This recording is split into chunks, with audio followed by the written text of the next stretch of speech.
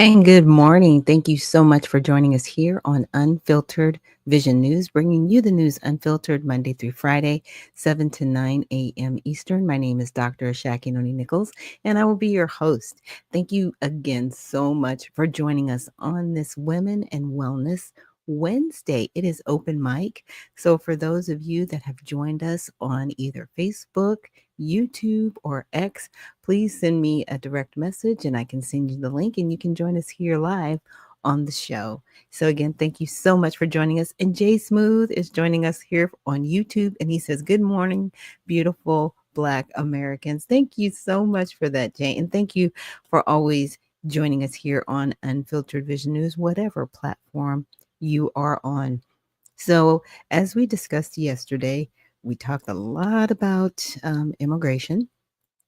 And I wanted to get into a recent interview done by Letitia James in New York. She is, I want to say, she's the current Attorney General. Hopefully, I'm pronouncing her title correctly. But she has been very controversial over the years of her tenure, running on taking down Donald Trump and the Trump organization, and then getting caught in a scandal herself, which seemed to had come to light. And then, the media is not touching it anymore. They just kind of dropped it. But I wanted you to hear some of the feedback that she had when she was questioned about a recent incident that happened in New York. And this is actually done by CNN. So shout out to CNN for asking the tough questions. This Border Patrol agent who was shot in New York City over the weekend. Two undocumented immigrants with final removal orders are in custody for their involvement in this. One person of interest, Miguel Mora, has a criminal history. And I just want to lay this out for our viewers who are not familiar. I know this is a little lengthy, but it's important. And that criminal history includes charges for assault on a pregnant woman and a stabbing charge in January, according to two senior law enforcement officials. DHS detailed 3 arrests in the last 2 years in New York City. His alleged accomplice, Christian Ibar Baroa, also entered the country illegally and has a criminal history that includes charges of reckless endangerment and felony grand larceny. He pleaded guilty to petite larceny at the Bronx County Supreme Court in June of this year and was conditionally discharged, according to DHS. Is this the kind of incident where there may be a case where local law enforcement should be coordinating with immigration authorities? Both of them had these removal orders, these final removal orders. So let me just say, I'm so glad that the officer is doing well, and we pray for a speedy recovery. 2, let me also say that it is now time for Congress to enact comprehensive immigration reform. 3, individuals, obviously, who have a criminal conviction. Sorry, I've got to pause it right there and say thank you to Patty Cakes for joining us here and reposting the stream. I find it very fascinating how it's become almost a talking point of these mayors, governors, and now the Attorney General of always saying Congress needs to enact immigration reform. Congress needs to do this. And she's not wrong. Congress does need to do it, but you're deflecting because your state actually upholds illegal immigration. You are actually harboring illegals, and you are not working with ICE. As much as you say you are, you're not, because if you were, these individuals would not be in your state. They just wouldn't be. They really wouldn't be. But it comes down to the policies in the state. It comes down to the policies in the city. So, like I said, they keep deflecting to Congress while at the same time violating federal law, which is Title 8, 1324, which we learned a couple of weeks ago from Judge Joe Brown, who joined us here on the show. Or criminal convictions, obviously, it is the policy of the great state of New York to cooperate with ICE agents. However, individuals who serve you each and every day, who come to this country seeking a better opportunity, individuals fleeing violence, individuals who want the same thing that you and I want, and that is to care for their families, individuals who serve us each and every day. Those are the individuals who need protection, and that's why the state of New York and other Democratic attorneys general are standing up for those families and for those individuals who unfortunately are being kidnapped in the middle of the night by masked agents with no insignia, no identification, and taken away from their families. Again, we have no problem with the worst of the worst, but unfortunately, they're focusing on too many innocent individuals who work in our farms, in our small businesses, who go to church, who go to school. I understand what you're saying, because voters make a distinction, a lot of them, and the polls show it, between undocumented immigrants without criminal records, people you're talking about, and those who have them, right? Especially in these extreme cases, like we look at in this case in New York City. But to that point, in this case, why should those voters think that this is something other than the system not working? I mean, if you're talking about waiting for comprehensive immigration reform, I've been in Washington for 20 years, and they've been trying for a long time. It doesn't happen, right? So why, in the case of cities taking a step and states taking a step, is this an example where there could be that coordination instead of waiting decades for Congress to act?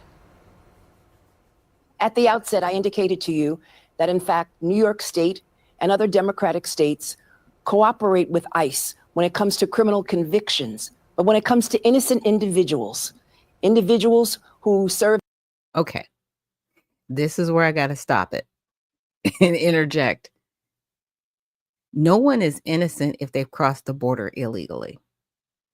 Once they have broken the law, crossing the border illegally, they have broken the social contract, because we do have a legal path to citizenship.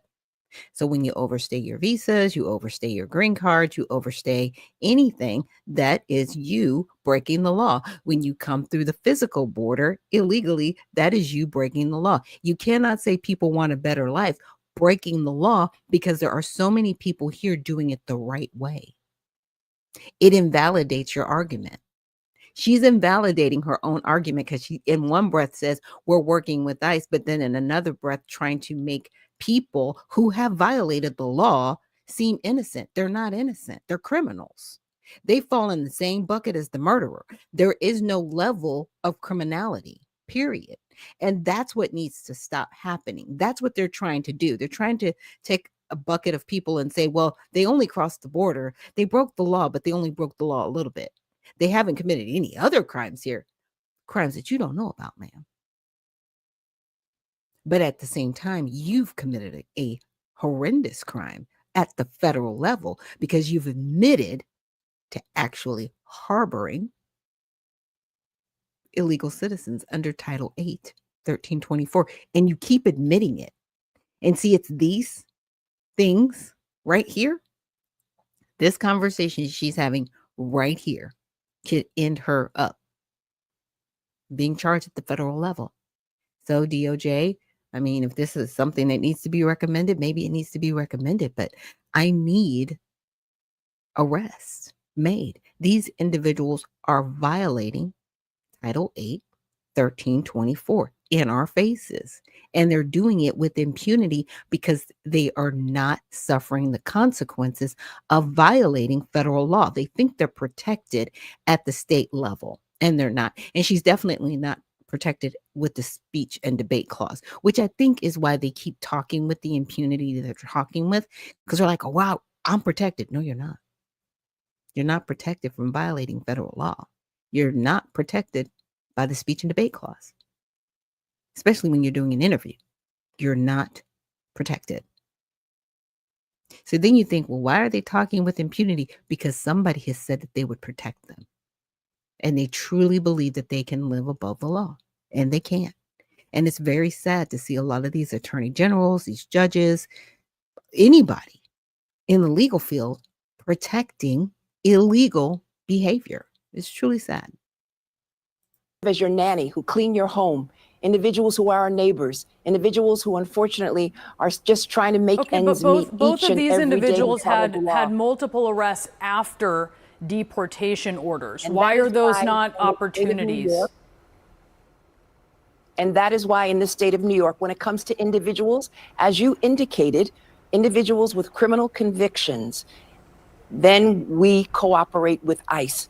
But it's important that we make a distinction between those individuals with criminal convictions and those individuals, again, who are just trying to make ends meet each and every day. And the vast majority of individuals who are being secreted and kidnapped at night are individuals who, again, are facing civil deportation. And they more than likely have deportation orders and they refuse to leave. That is why ICE is getting them. That is why you're like, they're being disappeared. No, they're not. There are orders to have them removed. They have deportation orders and they're refusing to leave. And guess what? They can't come back for 10 years. But you know what they do? They still violate the law and they still return to our country. So it is a matter of putting people in office that will uphold the law. I don't know who's going to run for attorney general next within New York state, but it needs to happen because this should not be happening. And allegedly, and this is just my tinfoil hat. So I'm gonna put the tinfoil hat on for anybody out there. This is my conspiracy theory. I honestly think that that whole incident was a little bit of a hit. And the reason why I say that, I was like, who's going to know that somebody is in a secluded area of a park and you just happen to shoot them? It does, in my opinion, it doesn't pass the smell test. It definitely seems like this person was doxed, sorry. They knew their movements and their whereabouts, where they would be in a vulnerable position. And then they went and did a targeted hit.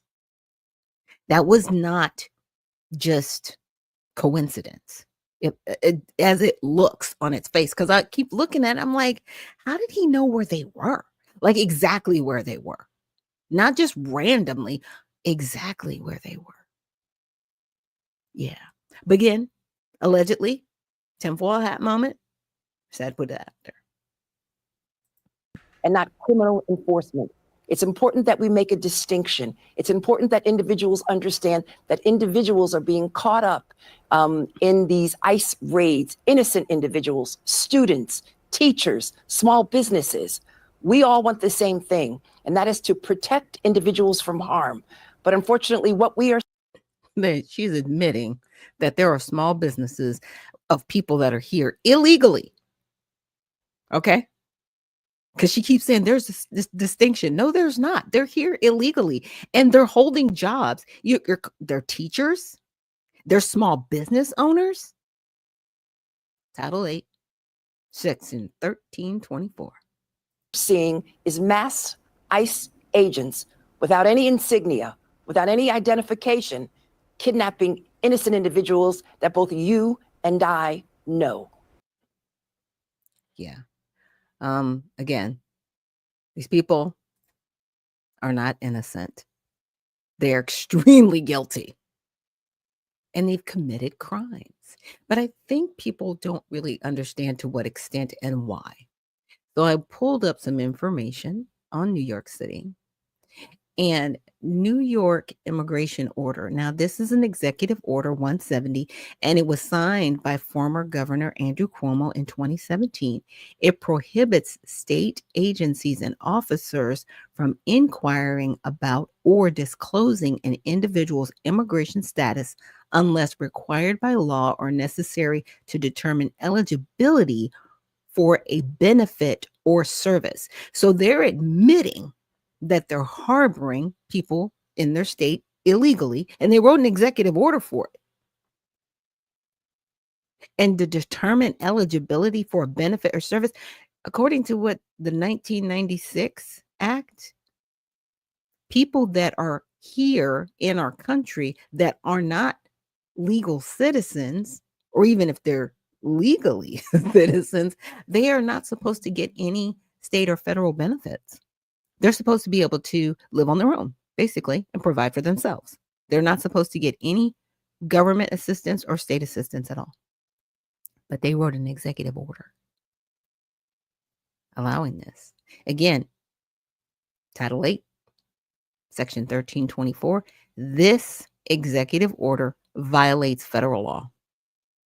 So this order also prevents state law enforcement from asking about immigration status unless investigating illegal criminal activity. So they keep putting this out here as if crossing the border is not illegal activity. They keep putting that out there as if being here illegally in the country isn't illegal activity. So I just need people to kind of wrap their heads around that and understand that, because she keeps saying, well, there are people that are innocent. No, they're not.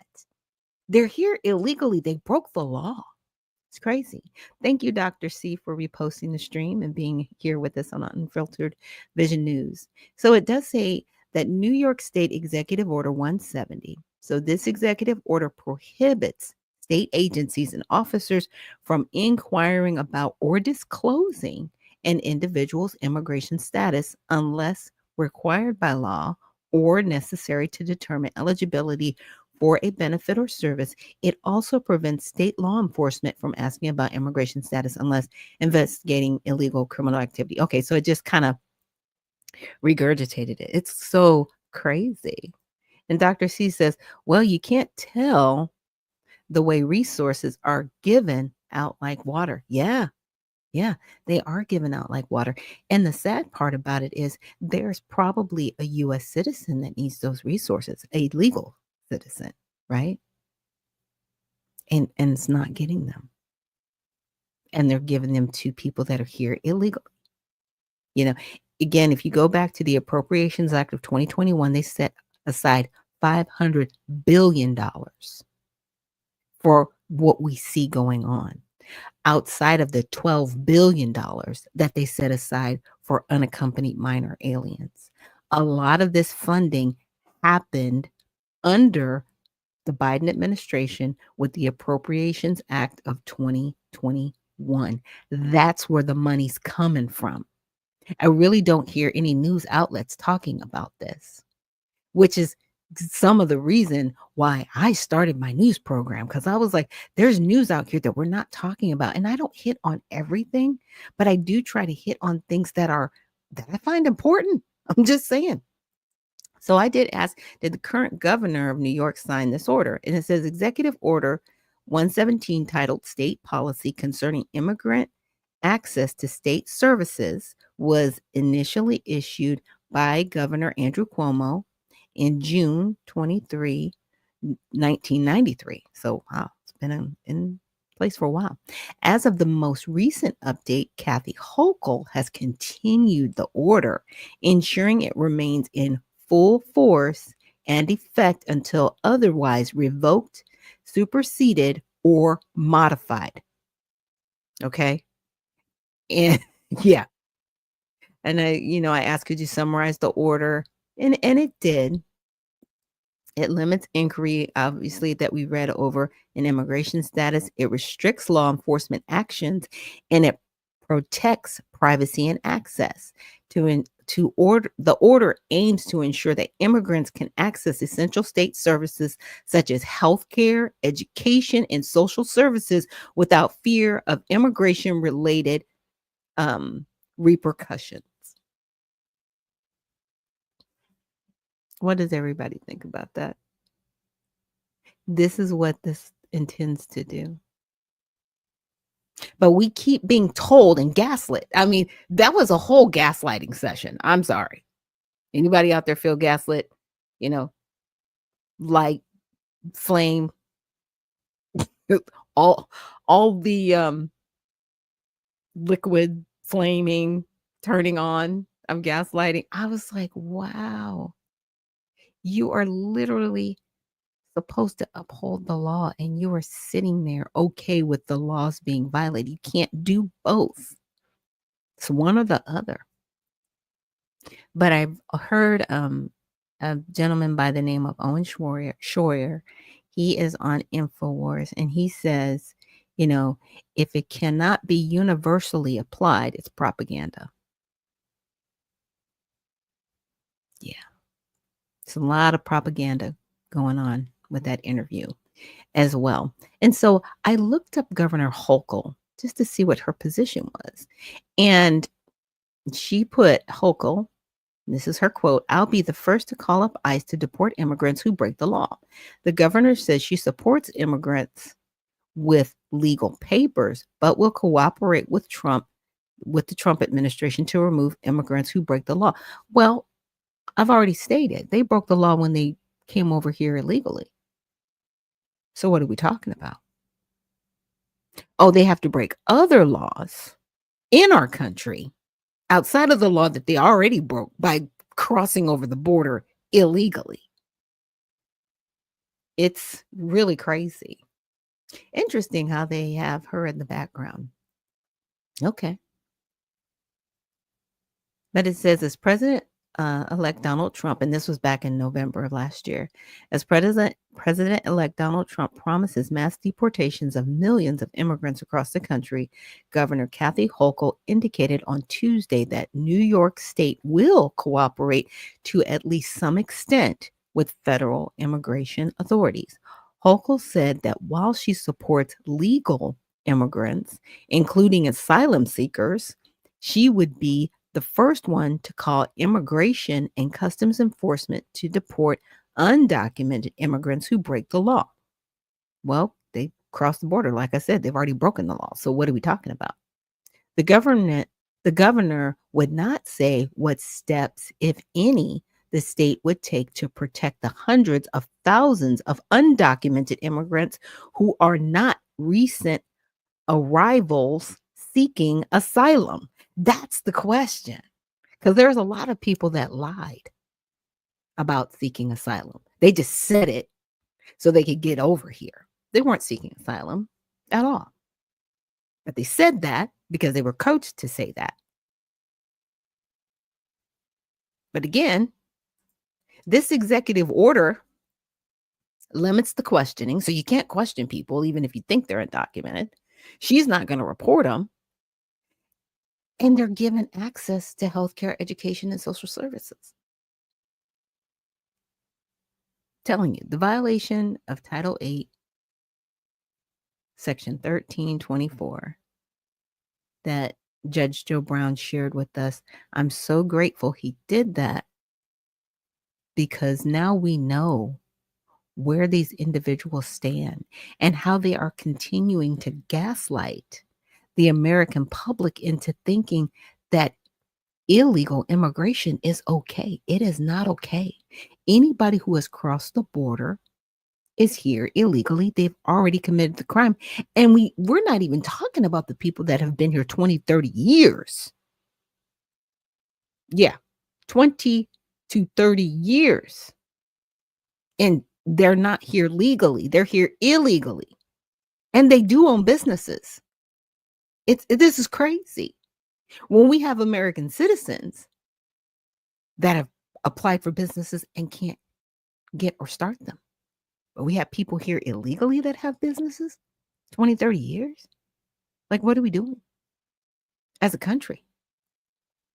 It is time to put people on notice, especially these governors and these mayors and these other officials, that, yeah, you're going to suffer federal prosecution because you are violating Section 8, 1324. You are harboring illegal aliens within your state, within your city, and you're giving them resources. You're doing it. You're saying it. And you keep doing it and saying it as if we're not supposed to believe you. It's, like I said, it's crazy to me. I don't know of anybody out there, but it's really crazy what's happening. And so with that, we're going to take a short break. And if there's anybody out there that would like to join me here on Women in Wellness Wednesday, it is open mic. Please send me a direct message if you are joining me here on X or even Facebook or YouTube. Just like I said, send me a message and I can send you the link to join us here on the show. But thank you so much for joining us here on Unfiltered Vision News on this Women and Wellness Wednesday. And we will see you on the other side.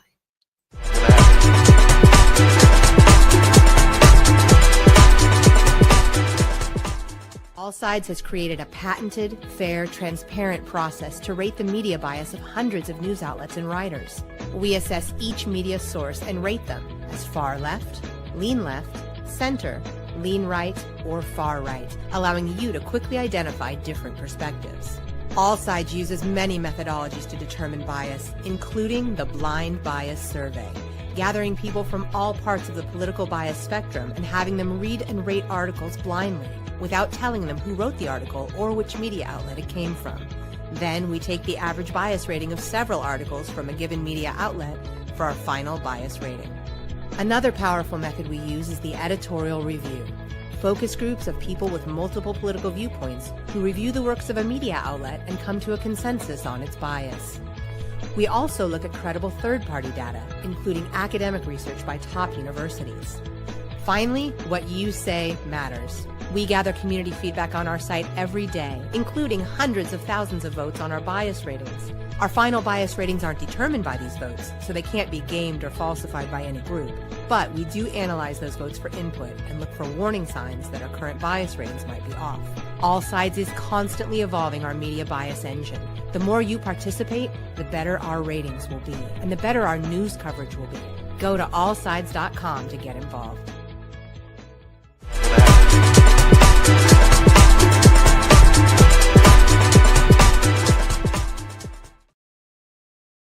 And we are back. Thank you so much for joining us here on Unfiltered Vision News, bringing you the news unfiltered, 7 to 9 a.m., Monday through Friday, Eastern Standard Time. My name is Dr.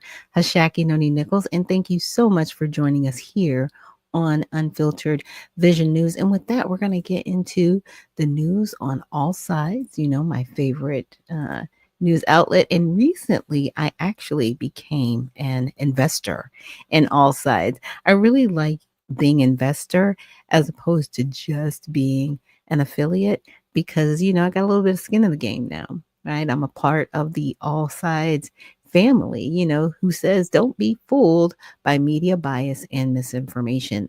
I really respect how they have taken the news and really looked at it from different perspectives because we do have different perspectives and views when it comes to the media. But again, if it cannot be universally applied, it could be propaganda. And so that is something that we have to always take into account when we are listening to the news, and I want to be someone who gives you the information. I don't want to sway your view. I just want to give you the information and you come up with the view that you want. But I just always want to give you guys the truth under the Smith-Mundt Act, the original, that said we would not propagandize the American public.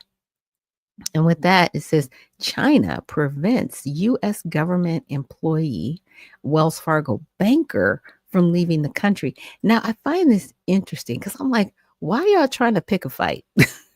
Donald Trump is going to come in there and be like, let him go. Stop that.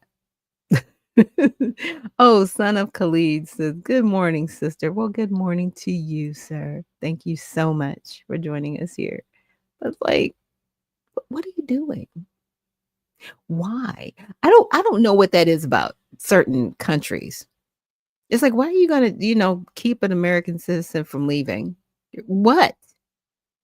So you want an argument now. We already got the tariff thing going on. Now you want to pick this fight? It's really silly. So China is preventing a U.S. Commerce Department employee and a Wells Fargo banker from leaving the country, citing separate legal and immigration-related concerns.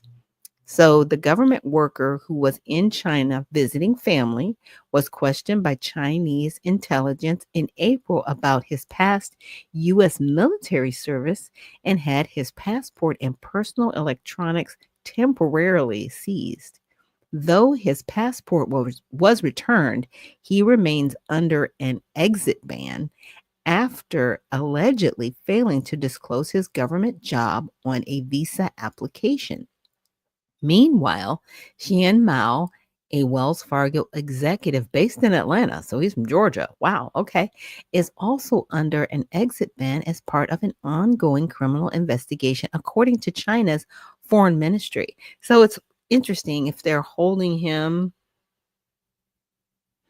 or this individual, because they haven't real, yeah, if they're holding him as a political stunt, right? Or this is really going on. China is interesting. I'm just saying. Swami, thank you so much for reposting the stream. Says for context, China's use of exit bans has drawn criticism from rights advocates and foreign governments. These bans are often imposed without transparent judicial processes and can last for months or even years, affecting both Chinese citizens and foreigners, including U.S. nationals. U.S. officials have raised concerns that exit bans are being used as coercive tools, particularly in cases involving business or diplomatic tensions. So, this is how the media covered it. The Wall Street Journal, that center bias, covered exit restrictions on Mao and provided background on other exit bans in China. The New York Times, that leans left, gave a timeline of the U.S. Commerce Department employees' exit ban and efforts by U.S. diplomats to get him to Beijing in early May. It framed the exit ban in the context of recent tariffs by the Trump administration. Remember, I said it's real political. So Fox News, that's right, reported that China denied it is doing anything wrong, as it reportedly prevents dozens of Americans from leaving the country. Why? The question is why? I don't know. I guess there are other countries that do this, but they primarily do it. Like they've got the market on holding people way too long. I think there was like a student or something, and it was really, really sad. In Trump's first administration, he looked really sick, and they were finally able to get him home before he passed away. But he was over there for years. It was so, so sad what was going on. But China is weird for that. That's just weird, especially if something is going on. Now, I've heard about this in Florida. And now they're saying that the Florida officers in viral traffic stop will not face charges. Now, I've only seen the part of the video where they smashed the window and he wasn't getting out. And, I was like, okay, I've got to see this in its entire context. But I'm like, how did it escalate to that point? It just didn't make sense of the escalation. So Florida officers involved in a viral traffic stop incident where 22-year-old Black motorist William Anthony McNeil Jr. was seen being punched will not face criminal charges. So here are the details. In February, Jacksonville's Sheriff's Office deputies pulled over McNeil for allegedly driving without his headlights on. Now, that's interesting because it seemed like it was still daylight, so I'm not sure. Driving without his headlights on during the day. Why would you have your headlights on during the day? I don't know. Okay, let me keep reading on. A video that has since gone viral shows McNeil questioning the reason for the stop before an officer breaks his car window, punches him in the face, and along with other officers drags him out of the car and onto the ground. McNeil suffered injuries, including a chipped tooth that pierced his cheek and confusion and short-term memory loss. So according to the Bureau of Justice Statistics, Black drivers face higher stop and search rates, with 62% stopped in traffic by police in 2022 compared to 56 to 59% reported by other racial groups. During these stops, 9% of Black drivers were searched or arrested, more than double the rates for Hispanic, 4%, white 3%, and other 5% drivers. And this is how the media covered it. Democracy Now!, which is left biased, highlighted the violent nature of the arrest and the injuries sustained by McNeil. It included a quote from Jacksonville's NAACP saying, "This highlights why African American men fear traffic stops." The Washington Times, that leans right, included arguments from Florida officers saying McNeil refused to leave his car, and the video does not comprehensively capture the incident. It also mentioned it claimed that McNeil was reaching toward an area where a knife was.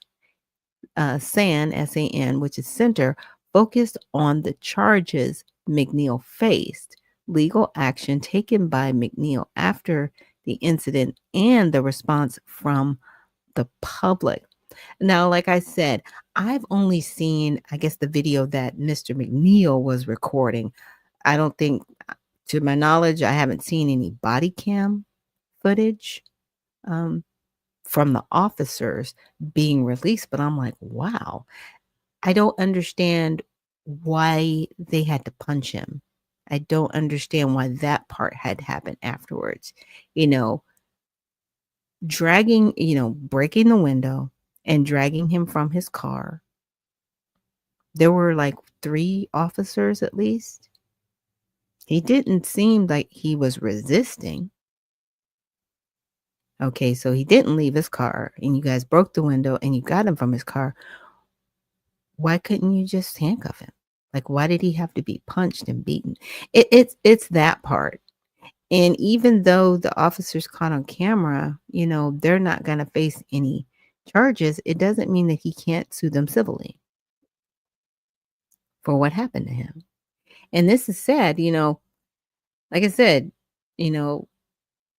this is why I do like all sides, because they are talking about it. And like, there's 62% of Black Americans that are stopped by the police. So we're stopped more than other groups. Why is that still in 2025? It shouldn't be. It truly shouldn't be. And I want to thank Unc for reposting the stream, and Son of Khalid, thank you for reposting the stream. And also Mark from the Soil, thank you for reposting the stream. So we'll definitely keep up with this and follow to make sure that this young man, we see where this is going. And for our next headline, the Trump administration criticizes NYC mayor over CBP officer shooting, blames sanctuary policies. Now, I did start the show off with this, looking at Letitia James and her response in a CNN interview, and how her attitude was pretty much, yeah, we'll report the ones that have committed crimes here in America, right? But everybody else is innocent, even though they've come here illegally crossing the border. Yeah. Like that is their mindset.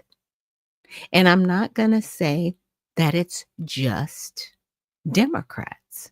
I did a review of a congressional politician, a representative from Florida, right? 27th district, Maria Salazar. And she has the same attitude. Oh, the people that cross the border here legally, they're not criminals. Yes, they are.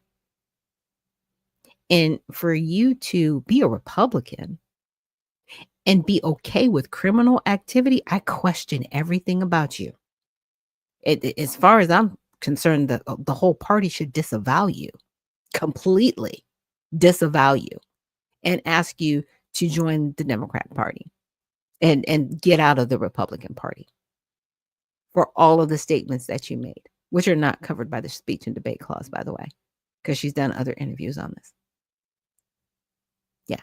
There are just some people that should not be in the Republican Party. But let's look at this. So it says an off-duty U.S. Customs officer was shot during an attempted robbery in Manhattan, with 2 men suspected of the crime now in custody. Now, what's interesting is those individuals that committed the crime, they were already on deportation orders. So they shouldn't even been in the country since 2023, and they're still here, right? Because they're being protected by sanctuary policies. But again, how did they find this person in a park late at night and just so happen to shoot them? That's my question. It's not the question that it happened, it's the why did it happen. And again, allegedly, tinfoil hat, I think it was a hit. I think this person was doxxed. They knew their exact location, and they used these people that were already here illegally because they know they're going to be, turned out and put back on the street in New York. Because I just read you the executive order. They can't be questioned about their status. So it doesn't matter. Even if they're arrested, they cannot be questioned about their status. And a lot of these people, they're turned right back out into the community to commit more crimes. It's crazy. It says the officer was sitting with a friend in the park late at night when two men identified as Miguel Francisco Mora Nunez, and Christian Abar Biora approached them. Upon realizing he was being robbed, the officer drew his service weapon, leading to an exchange of gunfire. The officer was shot in the face and arm, but is expected to recover. Mora Nunez and Abayar Biora, both undocumented immigrants from the Dominican Republic, are now in custody. The criminals are in custody. Okay, I guess. The incident has fueled a wider debate on immigration policy and sanctuary laws in the United States, with officials from the Trump administration blaming New York City's pro-immigrant laws for the shooting. It's not pro-immigrant. It's pro-criminal. They're protecting criminals. We're just leaving undocumented all out the sentence. Stop that. So Mayor Eric Adams, however, has countered this by blaming the court system and state bail laws. I just read you the executive order. The state and the city, they're protecting these individuals. Look, fix this. So this is how the media covered it. The New York Times, that leans left bias, outlined the details of the incident, highlighting the debate about sanctuary laws and immigration policy. The outlet framed Mayor Adams' past cooperation with top Trump officials like Tom Homan around his hope to have federal corruption charges against him dropped, while highlighting Adams' blame of the court system and state bail laws as plausible reason for the problems. Really? We're going to pass the buck like that, sir? Let me go back to this. It says, limits inquiry into immigration status. State agencies and officers are prohibited from asking about or disclosing an individual's immigration status unless required by law or necessary to determine eligibility for services and benefits. They can't keep passing the buck like this and expecting us to believe it. Like, it's so crazy. So Fox News took a more critical stance towards New York mayoral candidate Zohran Mamdani, highlighting comments from acting ICE Director Todd Lyons for his defining, deliberate distributing, and sadly predictable silence in the wake of the shooting. Yeah, because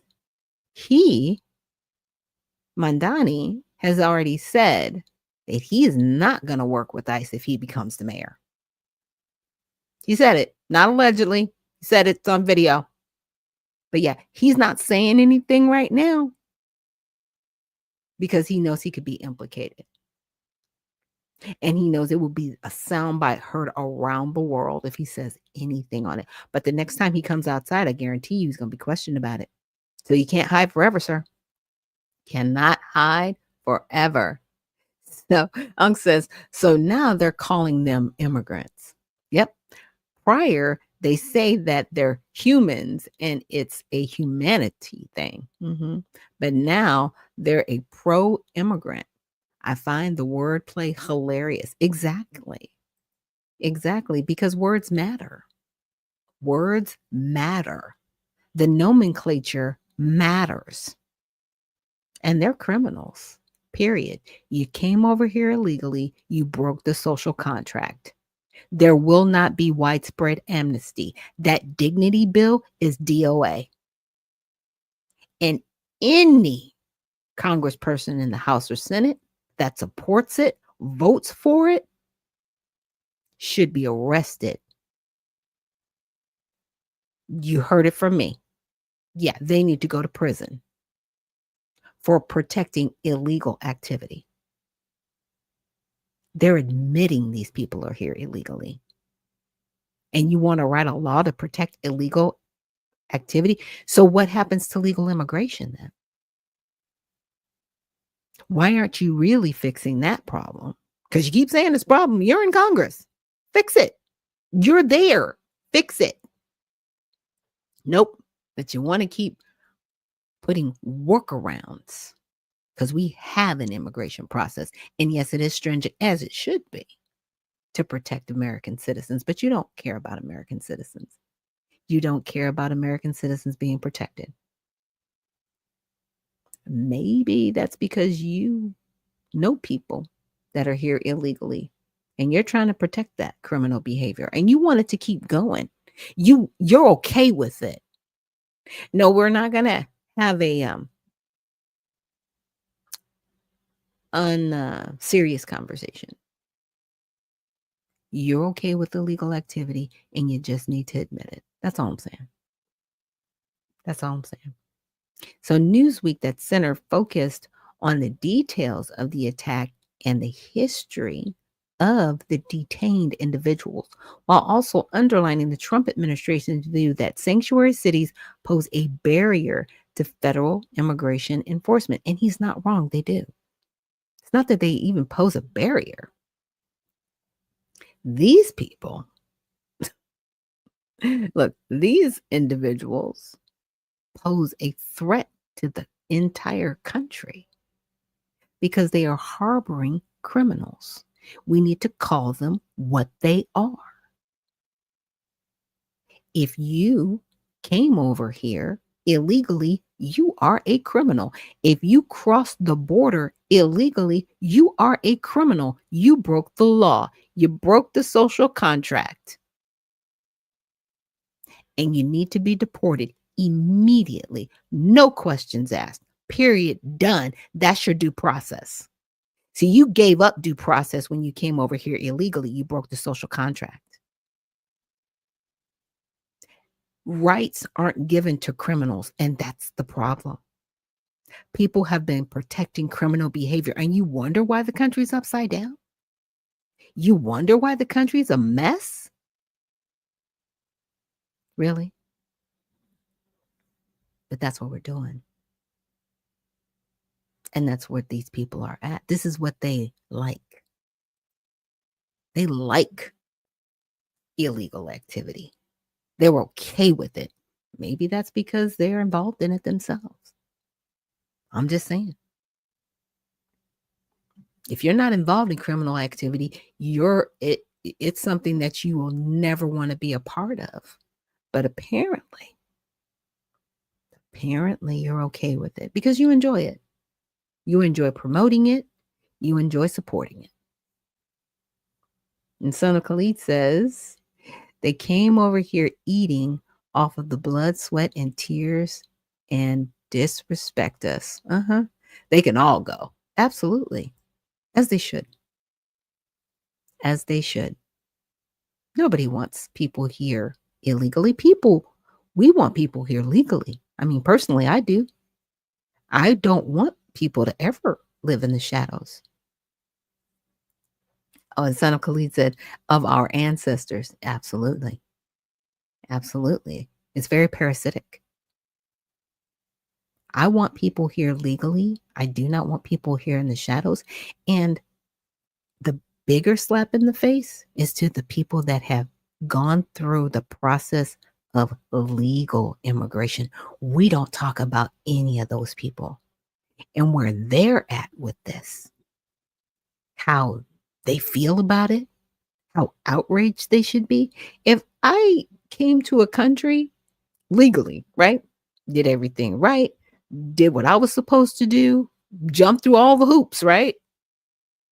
And then the same country that I fought to get into legally turns around and gives everything to people that are breaking the law, I'd be furious.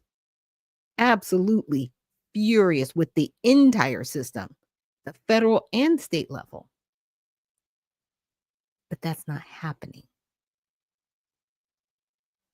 I'm not saying it's not happening. I'm just saying I haven't heard from these individuals. If anybody knows of somebody who has, gone through the process. I mean, I know people that have gone through the process, but I haven't really seen the outrage from people coming over here legally, right? That are outraged about the illegal activity going on. And Black Flag says, great, wonderful day to you, Black Americans. Thank you so much, Black Flag. And also thank you for reposting the stream. So we're going to take a quick break, and then we come back. We're going to get into some more news, and then I have an announcement that I would like to make and share with you guys. We are here on Women and Wellness Wednesday. It is open mic. So if you want to join me here on the show, please send me a direct message and I will send you the link to join me here on Unfiltered Vision News. So we're going to take a quick break and I'll see you guys on the other side.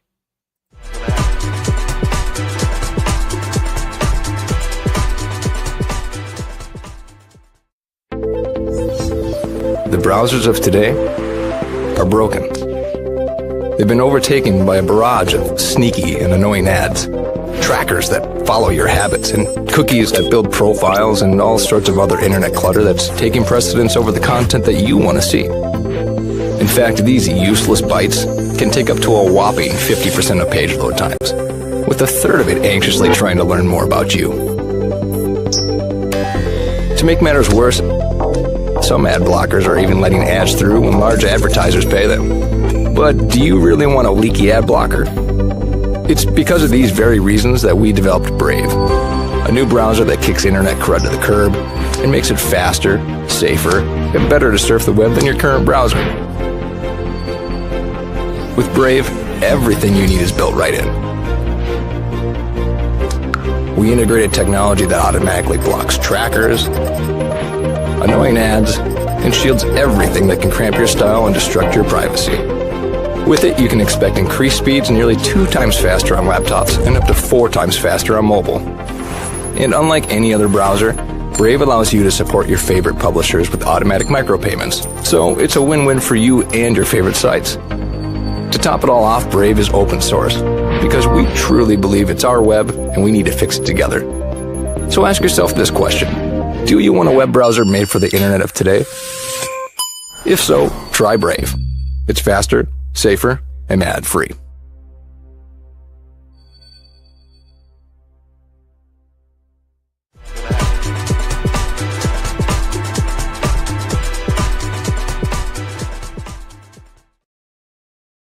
Good morning, and we are back on Unfiltered Vision News, bringing you the news unfiltered Monday through Friday, 7 to 9 a.m. Eastern. My name is Dr. Ashaki Noni Nichols, and thank you so much for joining us here. And Unc had something to say. He said the laws in America only applies to those who are Americans. Those who are not American illegals, right, don't have to follow the laws of America, which they're not. And who's really the fool? Who's really the fool? Us or them? I think we're the fools, unfortunately. We've trusted our politicians, and in my opinion, they have violated the trust of American citizens. They have violated the social contract. And until we truly stand up and start, voting them out of office. We do have the ability to sit in the seat of our election boards at the local level, and we need to. We do have the ability to run for city council, to be the county commissioners. And I'm just looking at my political setup because I know, like in Chicago, they have aldermen. But we have the ability to turn all of this around. And Son of Khalid says, our arms are tired. Yeah, arms are tired. But we need to not lose heart. And we need to stay strong and stay focused. If you want to turn this around, we got to do more than talk. We have to get off the app, go outside, get the job done. We have the ability. And we no longer have any excuses because we have the information. It has been laid out before us. So what you do with the information is up to you, right? And you can read it. You can fuss about it, or you can get something done. Yeah. I'm into the let's get it done attitude. So I also wanted to look at a few more things. So this, I definitely wanted to look at this because I know people were fussing about the deficit. Ooh, excuse me. Sneeze there. It says Trump budget bill will add 3 trillion to the deficit, CBO says in final estimate. So the One Big Beautiful Bill Act is estimated to result in a decrease in direct spending of 1.1 trillion and a decrease of revenues of 4.5 trillion over the next 10 years, according to the Congressional Budget Office. The details: most of the bill's estimated costs come from tax provisions and cuts. The CBO also estimated that the law would lead to roughly 10 million people losing health insurance by 2034. And those people losing the health insurance would be those that are here illegally, right? Because they now have the ability, or will have the ability, to actually search the records and find those who are here on the soil illegally and remove them from any federal or state funded health care. And I'm okay with that. It says, for context, before the bill was adjusted and signed into law, the CBO estimated it would add 2.4 trillion to the national debt.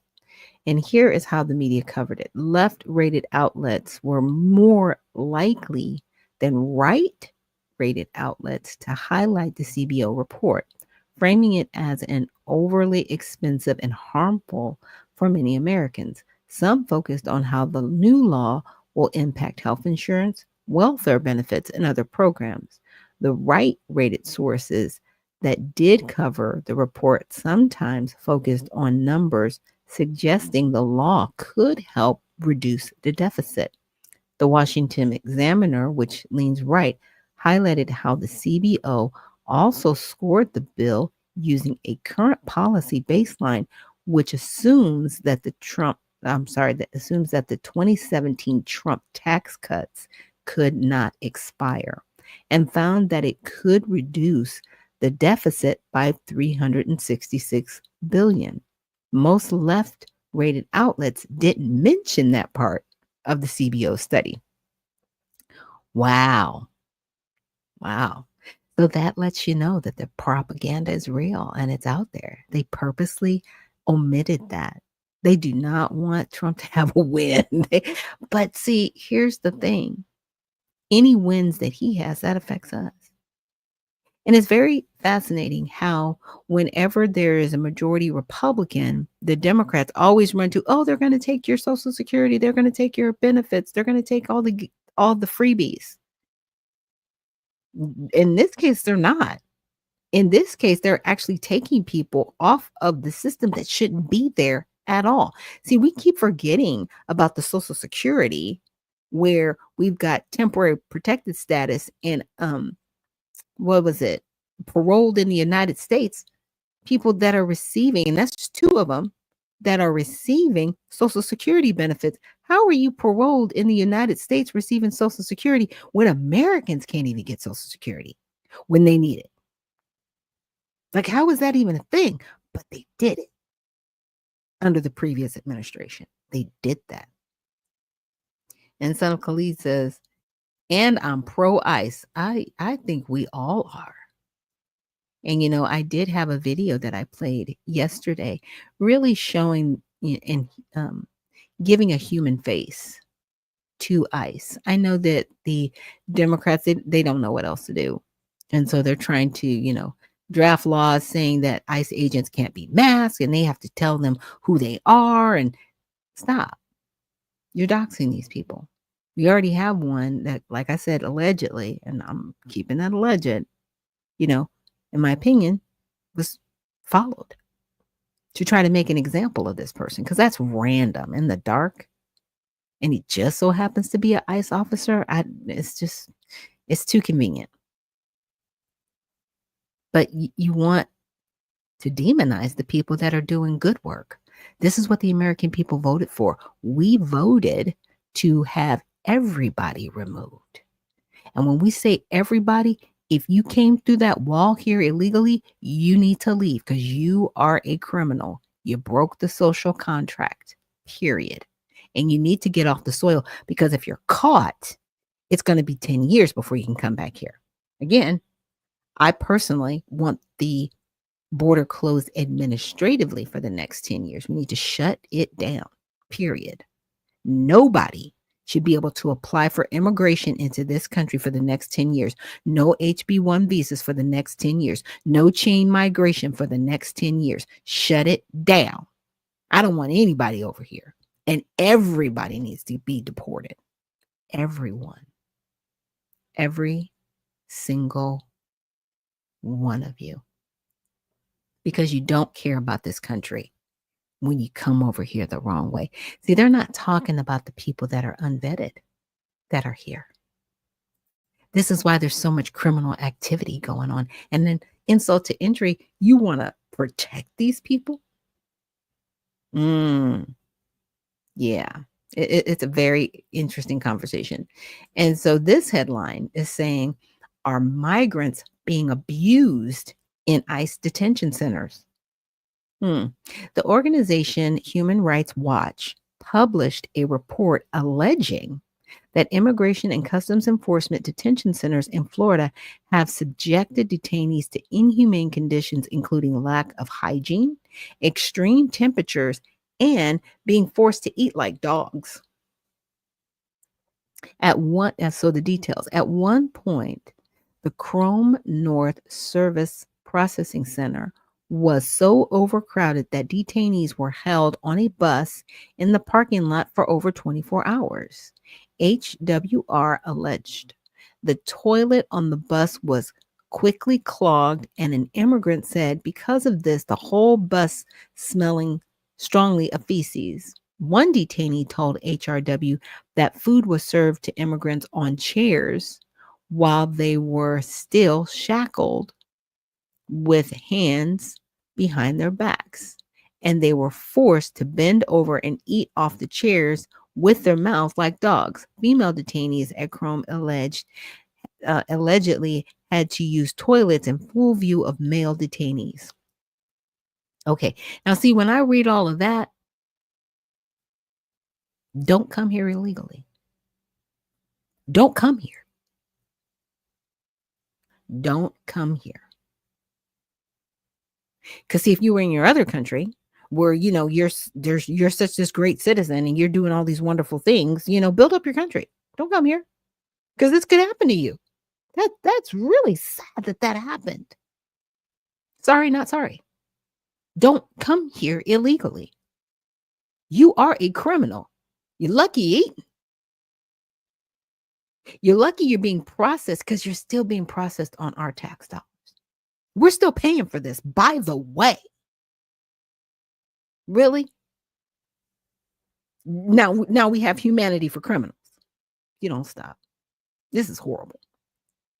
It's just it grinds it grinds my gears. It definitely does. That's a line from Family Guy, by the way. If anybody watches. Hopefully you guys got a little bit of a laugh out of that. I know I've got to mix some humor in here somewhere so we can stay focused. But the government response, ensuring the safety, security, and well-being of individuals in our custody is top priority at ICE. The Assistant Secretary of the Department of Homeland Security, Tricia McLaughlin, said, ICE has higher detention standards than most U.S. prisons that hold actual U.S. citizens. And they do. Hey, April Showers, thank you so much for reposting the stream. And Son of Khalid says they came here waving the flag of their country, yet they ran from their country. Make it make sense. Exactly. Like, why are you here? It's like, sir, ma'am, don't you have anything better to do than be here illegally? But you don't care. You came here, you weren't vetted. You don't care about assimilating into the country. You want to bring all of your problems over here as if we're supposed to put up with you. Like the elitist and the, how should I say it? There is a word, the entitlement. That's what it is. They feel entitled to be here. Like, yep, we're going to cross your border illegally and you better treat us right and you better give us money and housing and everything we need. And we're going to drop out all these babies and we're going to call them U.S. citizens. Excuse me? You broke the social contract coming over here. You're nothing. You are a criminal. And yet we have people in our Congress, in our states, and at the local level protecting criminal behavior. And they do it with impunity. It is crazy. It's insane. No other countries do that. We do it. Look, China will keep you for years. You know what I'm saying? Look at somebody the wrong way and they're just like, okay, this person's on suspicion of something. We got to hold them for something. Really? We got somebody over there sitting over there now. They don't tolerate it. And neither should we. So this is how the media covered it. Outlets on the left have highlighted recent reports of abuse and mistreatment of migrant centers. Outlets on the right have not. Some, like the New York Post that leans right bias, have instead highlighted reports of abused migrants under the Biden administration.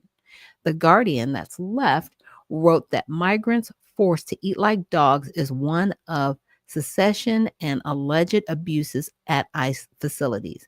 The article detailed myriad instances of mistreatment from the HRW report. News Nation, which is center, highlighted details from the HRW report, but also included responses from government officials such as McLaughlin and Representative Carlos Guinness, representative of Florida. Again, these people are violating the law. And they are still being treated well. At least you got to eat. And if you were shackled to that degree, what crimes did you commit? That's my question. I'm like, okay, if they couldn't even let you loose, what did you do? That they couldn't even let you use your hands. Be lucky you ate. Be grateful because our tax dollars are paying for that. Because see, in my opinion, I want you tagged, bagged, and sent back to your country. Because a lot of these individuals are here on deportation orders. That's why they're in ICE custody. Because they should not be here. They shouldn't even be here. They already got their due process. They shouldn't even be here. But they're here on my tax dollar. And yours. American public, we're tired of it. And we deserve better. So with that, I'll take a quick break. And we will see you guys on the other side.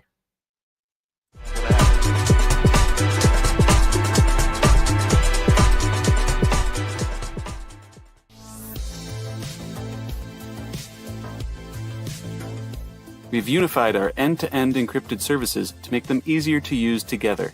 because privacy should be the default for everyone.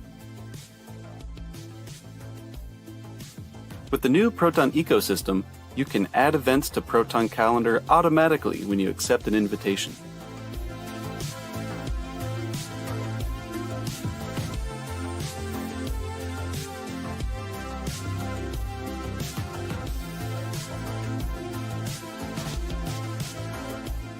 Easily share large files with a secure Proton Drive link.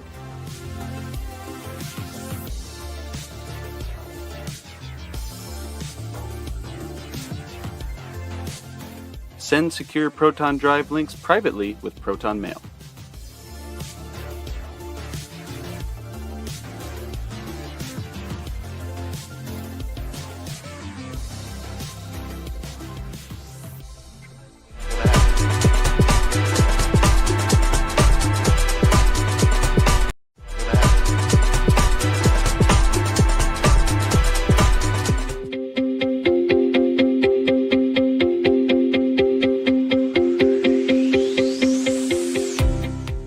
Welcome to Unfiltered Vision News, bringing you the news unfiltered Monday through Friday, 7 to 9 a.m. Eastern. I am your host, Dr. Ashaki Noni Nichols, and we are doing a special segment called Wealth Management, because as much as we need to stay physically well and mentally well, right, we also need to stay spiritually well, but there's also wellness within money management. And I have a wonderful guest that I wanted to bring to you guys today. Her name is Sonia Smith, and she is the owner of Wealth in Motion. So let me bring her to the stage. Hey, Sonia, how are you? Hello, great. Thank you so much for inviting Wealth in Motion Consulting today. Oh, thank you. I forgot. I thought the consulting part, you guys. So Wealth in Motion Consulting.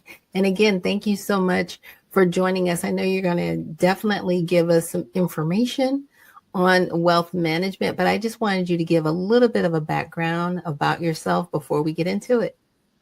Well, I have a degree in international business and Spanish double major, and I have done business, international business, and traveled the world. So I worked in Doha, Qatar in the Middle East, and I was an executive at a hospital in charge of their wealth, their commercialization.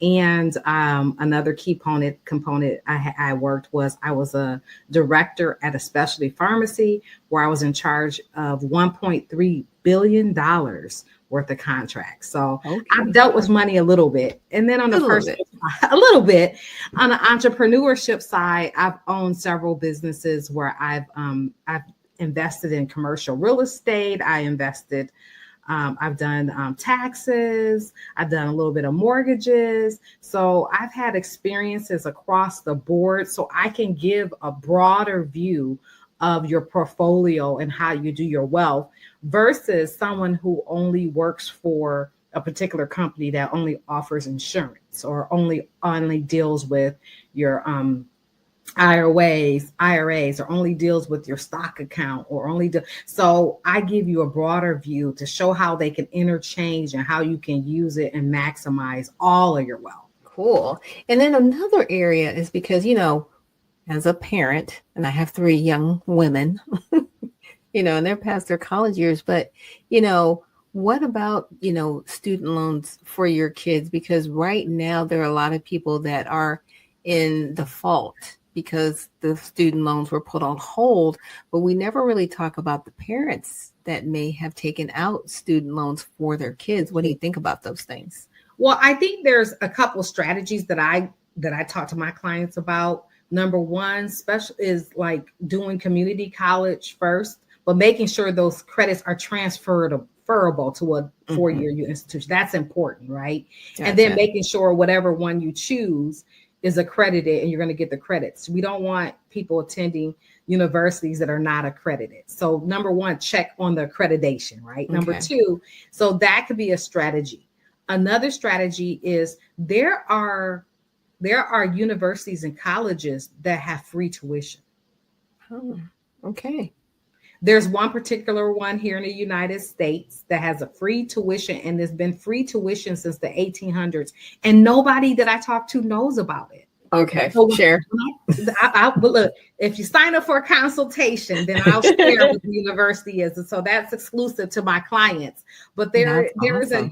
there's a university that's here in the United States that's 100% free tuition. That's incredible. And now, can people use their IRAs to, maybe help pay for their kids' tuition?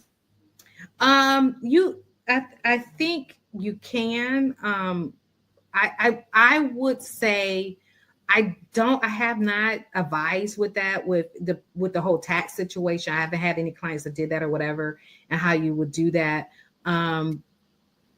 It has to be, if you're using your self-directed IRA, it has to be an asset that you own that's appreciating, that's an investment. So like paying for college with it, I don't know the tax ramifications of it. I know that if you're going to take your IRA and put a down payment on a home, you can use that to do it, and it's exempted for penalty, but you still have to pay taxes on the money. So it gets kind of sticky with the scenario. So you have to be very specific. But going back to the free college, I wanted to add one other thing, is that that a lot of people come over here from other countries to go to the universities, right? Right. There are universities in other countries that, as an American, you could go to college for free. Wow. Or for pennies on a dollar. You can go to www.wealthinmotion.net and set up a free 30-minute consultation, and we could talk about your financial situation and look at ways to help you. Like, I can help you start a business. I can help you start a nonprofit. I can help you invest offshore and get some of those historical returns of 30%. I can help you in a lot of different ways there. So that's what Wealth in Motion does. Wealth in Motion evaluates your wealth, and we're changing it. It's in motion. We buy low, we sell high, whether it's real estate, whether it's stock, whether it's looking at your retirement money and putting it in the right place. Yes. And thank you so much. Now, just so that my viewers know out there that, yes, you get a free consultation, but if you become her client, she has graciously going to give a 10% off code for you guys. Just let them know that, yes, you watched Unfiltered Vision News here, and the code is UV10 off. That's UV10 off. The code is right there across the screen for you guys, so that when you do get your free consultation, you can see different ways of investing your money, but also making your money. Because right now, the banks are crazy. Everybody's really strapped. Some people are. But again, with all of the ideas that have been shared here, there is a way to make your money, keep your money, and reinvest your money, right? So you can continue that perpetual cycle. So I definitely want to thank you, Sonia, for coming here and sharing Wealth in Motion with us. Is there anything you want to leave our viewers with? I just want to say that no amount is too small to get started. Just get started. People have these bears in their mind. I'm going to save up this amount or that amount. You could start with $10. I have one lady that worked with Equity Trust. She had $1,500 in her IRA. Wow. She took that $1,500, bought a lot that she knew that Walmart was projected to go there, and that $1,500 turned into $5 million. Wow. Okay. Well, proof is in the pudding. Thank you so much again for being here with us on Unfiltered Vision News. And again, guys, that code is UV10 off. Thank you so much for joining us here today, Sonia. Appreciate you. Thank you for having me.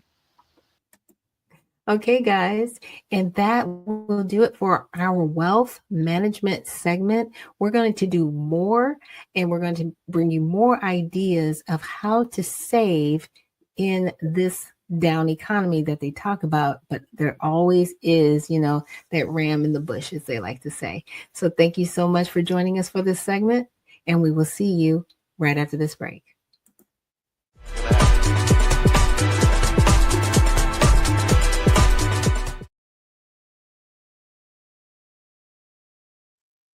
Hey guys, so thank you so much for listening in on that. Yeah, we need to definitely focus on our wealth management. I actually got to join some people yesterday in the city and listen to some different strategies of how we can, start building our wealth and how we can really start living in it.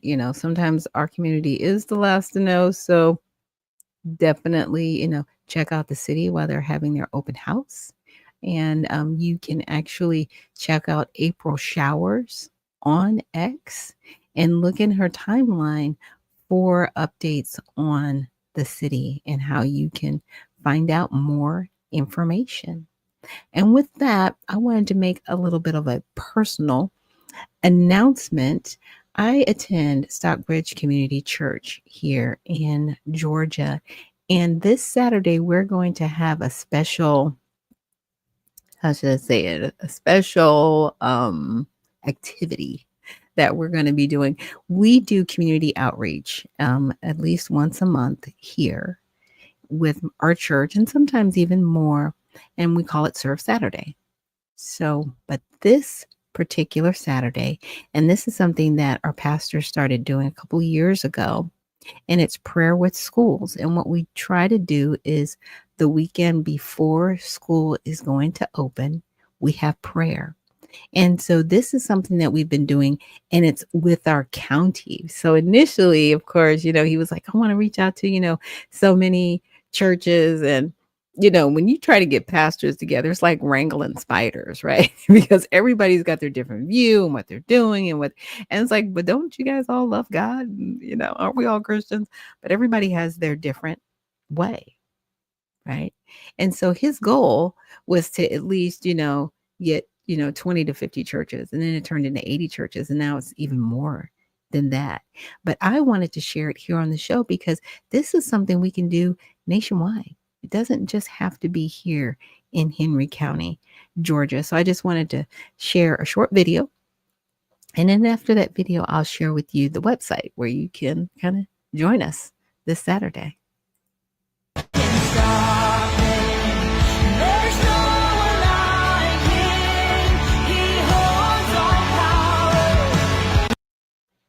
Yes. So that's pretty much the goal, right? Just to literally go to the school. You can go by yourself. You can take some people with you. But the goal is to pray for the schools, pray for the staff. And you can check out prayforschools.org. That's PRAY, the number 4, schools.org. And I'm on the What to Pray For page. And it'll let you know how to pray, right? And it has a passage from 2 Chronicles 7:14. It says, if my people who are called by my name will humble themselves and pray, I will heal their land. And so, how to pray, prepare your heart, walk alone or with a group, pray in your car, walk around the school. You can pray out loud. You can use Bible scriptures, God's promises and songs, and seek God's guidance through the Holy Spirit. And then they actually have a printable prayer guide that you can download. And, it's like what to pray. Some of the ideas are praying for protection against violence, sickness, and disease. And they give you literally the outline of the prayer and the corresponding scriptures.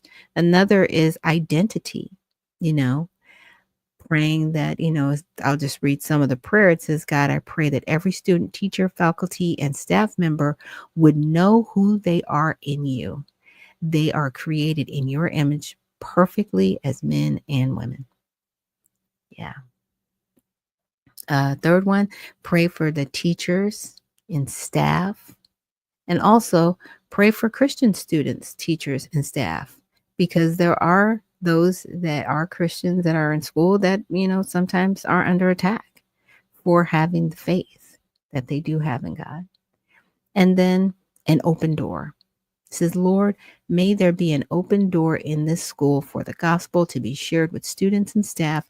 Allow every opportunity to share the name of Jesus to be maximized. We pray for multiple opportunities for unbelievers to hear and understand the gospel message of Jesus Christ, whether it be in the gym, the classroom, or the lunchroom. We declare that your name be proclaimed in this school and people would come to know you this year. Holy Spirit, it's your job to open hearts and minds and draw people to Jesus. As you do your part, we commit to doing our part of taking advantage of every opportunity, right? Because people see God in you when you are walking with Him, and also the truth. Lord, release truth in this school. Help students and teachers to rightly discern truth and not believe false teachings. We tear down any thought, teaching, or myth or mindset that sets itself up against you and your word. We pray according to your word that whatever is true be thought about and taught about in this school. So again, there's one more. 7, our commitment, right? Praying for the commitment.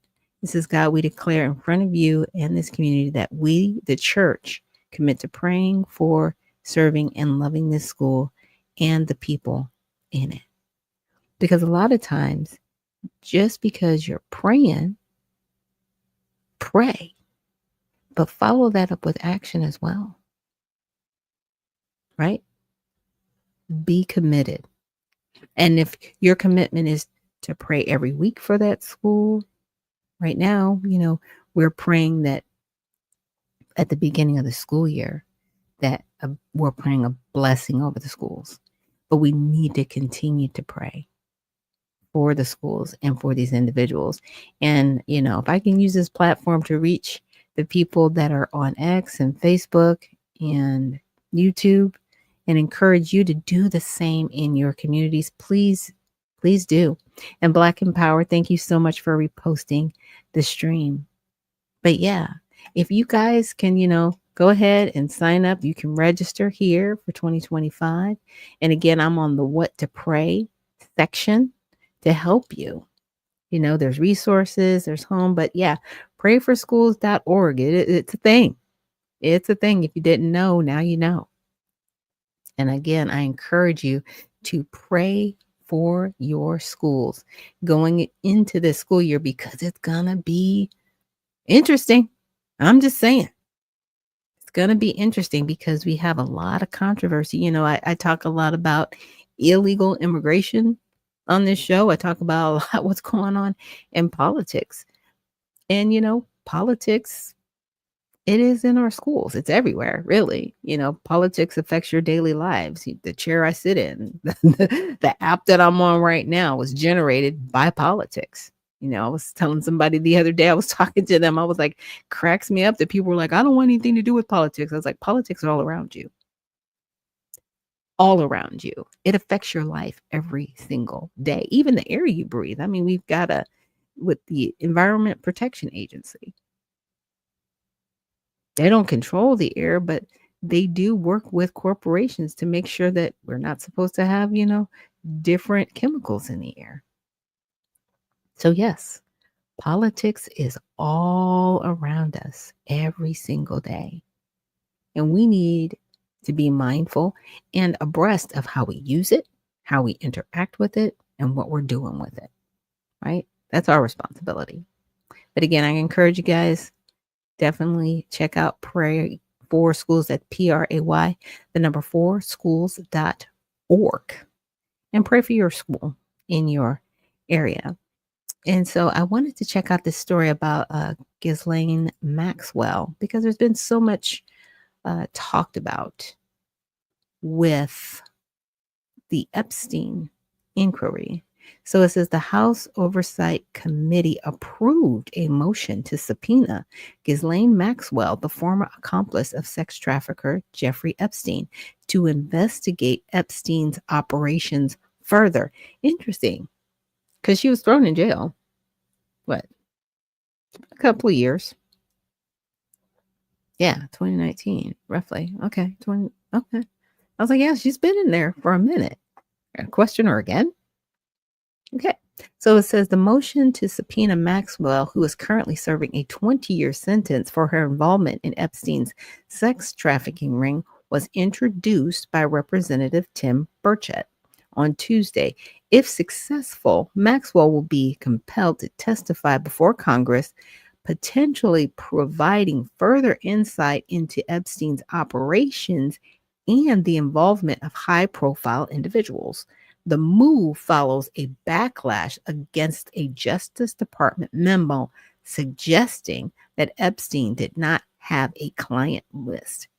And I remember going over this and I was like, just because there's not a list of people doesn't mean that there weren't people there at the island, right?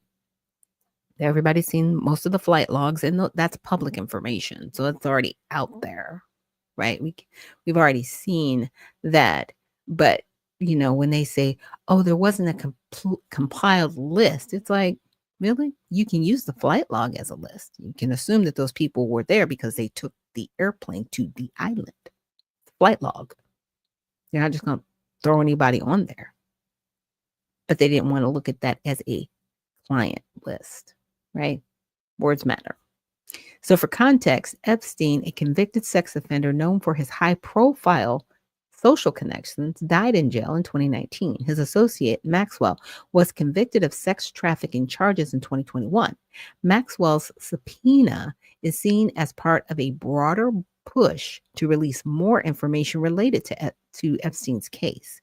Oversight Democrats unanimously voted for the subpoena, while House Republicans were split on the decision, prompting House GOP leaders to cancel floor votes on Thursday and start a month-long summer recess early. Interesting. So the Democrats were like, let's go. Let's get it. And the Republicans just kind of said, I'm not sure. I wonder who is some of those high-profile clients. I'm just saying. Neck scratch. Okay, so this is how the media covered it. The New Republic, which is left bias, emphasized the bipartisan nature of the move, noting the motion to subpoena Maxwell was introduced by a Republican, despite the ongoing internal rift in the party over the handling of the Epstein case. News Nation, which is center, focused on the details of the subpoena process, noting the House Oversight and Government Reform Subcommittee's approval of the motion. Town Hall, that leans right, emphasized the potential of Maxwell's testimony to provide significant information about Epstein's activities. Also, the article highlighted President Trump's commitment to uncovering the truth about Epstein's case, suggesting a shift in stance from his previous dismissal of the Epstein files as a hoax. Interesting. Okay, let's see. All right. So April says to RSVP at the City Tribe, open here below. All right, and here is the link to anybody who is following on X. And Black Empower says this is just more time-wasting tactics from the Democrats. I agree. And April says, facts. Black in Black Empower. Yes. And she goes, I love this morning show. I always learn something new, LOL, and love that for me. I'm glad you do. And Sean AI, thank you so much for reposting the stream. It, to Black Empower's point, it is a waste of time, in my opinion. Now, it's more like promises made, promises kept, if that makes sense. Because at the end of the day, is Epstein, the files being released, is that really going to affect the economy? Is it really going to change anybody's life? Even if we find out who went to the island, like I said, we have the flight logs. It's open. It's out there. We know who went. We don't need a list. We know who was on the flight logs. It's out there. The question is, what did they do on the island? And will they be held accountable? It's those two things. But even then, it's still, is it going to affect the economy? See, I voted for the economy and closed borders. I'm not sure about anybody else out there, but that's what I voted for. Okay.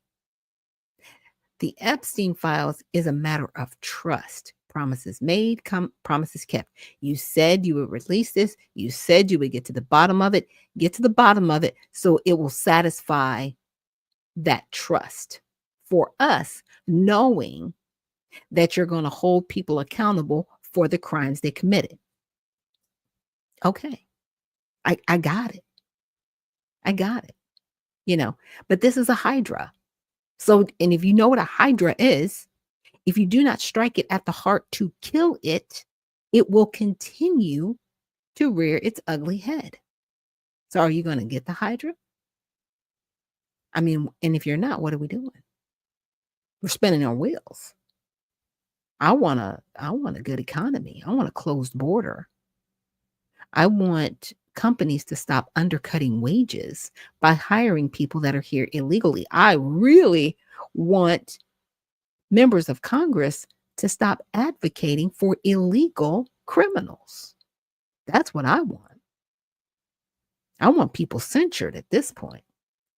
Speech and debate clause is not going to save you. You need to be under somebody's prison advocating for illegal activity and trying to justify it by creating a law for it.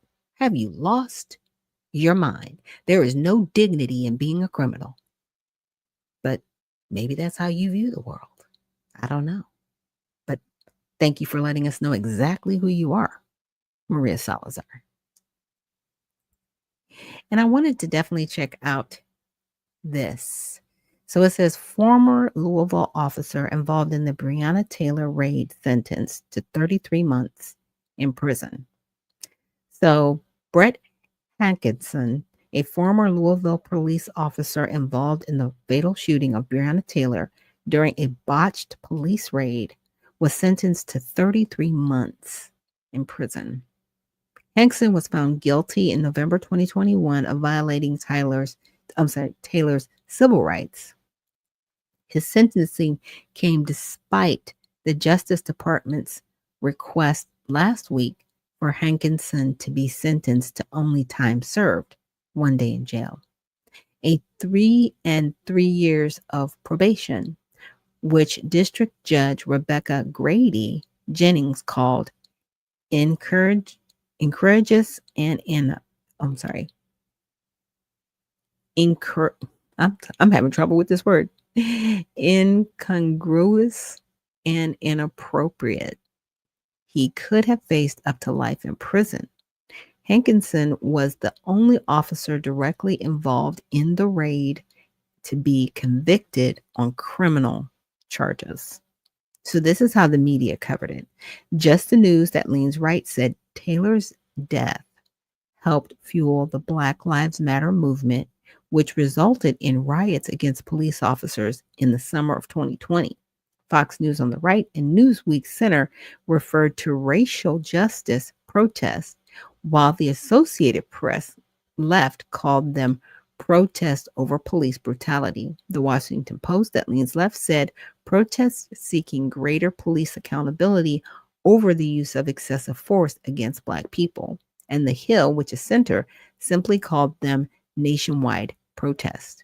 Fox News and alternate left noted the judge was Trump appointed, but Fox News, Newsweek, the Associated Press, and the Post all noted the DOJ's request followed changes under the Trump administration's leadership.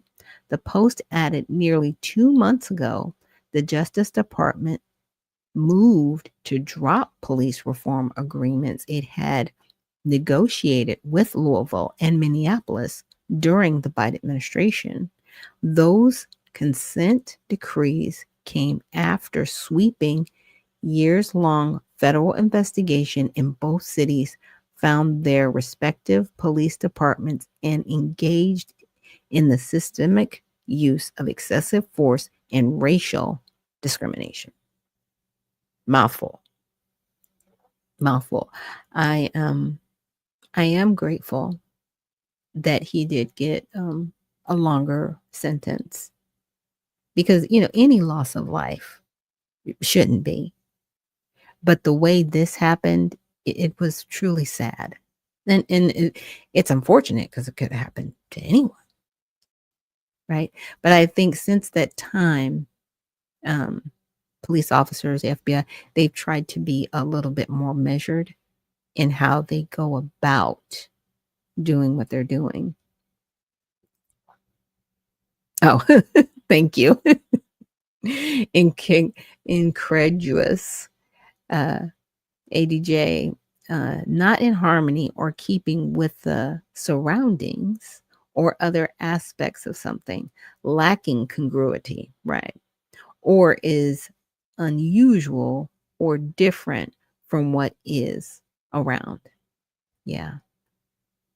But we see that a lot, especially in the Black community. The things are incongruent, and it's very sad.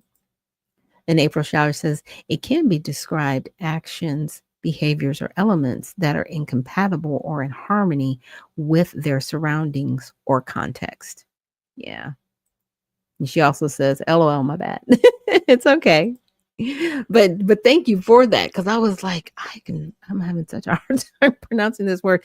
So incongruent or incredulous. I always have a problem when it's incredulous or incongruent.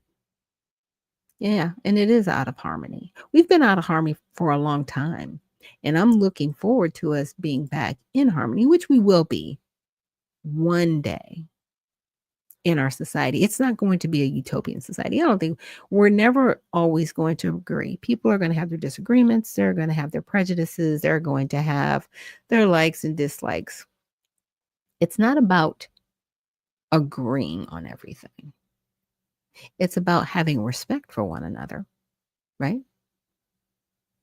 And getting along best you can. Because people are always going to have disagreements. But be respectful. And that's something that we've lost respect for. In law enforcement, unfortunately, they lost respect, but it's the way they went about interacting with the general public. We got away from community policing to militarizing our police. And in some instances, I understand why the police have been militarized, because of the climate and what they have to deal with in certain states and situations, because you have politicians who've written policies to either tie their hands, right? And they incite violence against their own police officers with individuals in their community. It's crazy. It's like you want the police to protect you, but you want to tell your constituents that the police are horrible and that you need to rail against the system, rail against the police, but they're here to protect you, huh? Right? It's sad that that's where we are at in our country, but that's where we're at. And that's why, again, I want to encourage you guys to check out Pray for Schools. That's PRAY 4 schools, so that our children and the teachers and the superintendents, the principals, the vice principals are protected going into the school year. And that's going to be this Saturday. Here in Georgia, we're going to be out about 9 o'clock in the morning to pray for the schools on site. But in your town or city or wherever you're at, you can do it on Friday or Saturday or Sunday, right? Just make sure you participate this weekend. So there's like this chain of prayer and protection for our students who are vulnerable to lots of things that go on during the school year. Our teachers, again, our principals, the superintendents. We want to pray that they make good decisions with the students that they've been entrusted with. So with that, we're going to end the stream. But thank you guys so much for joining me here on Unfiltered Vision News. And we will see you guys tomorrow. And remember, stay well, stay focused, and stay unfiltered. We'll see you soon.